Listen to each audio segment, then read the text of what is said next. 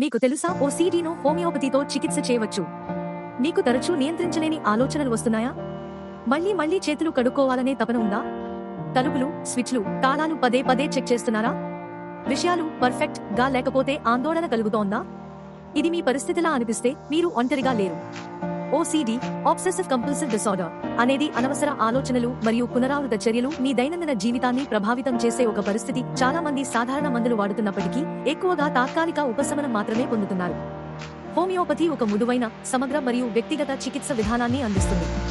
ఇది మీ మనసు, భావాలు మరియు శారీరక లక్షణాలను కలిపి పరిగణిస్తుంది. ఇది మూల కారణాన్ని గుర్తించి శరీరంలోని సహజ స్వస్థత ప్రక్రియకు సహాయపడుతుంది.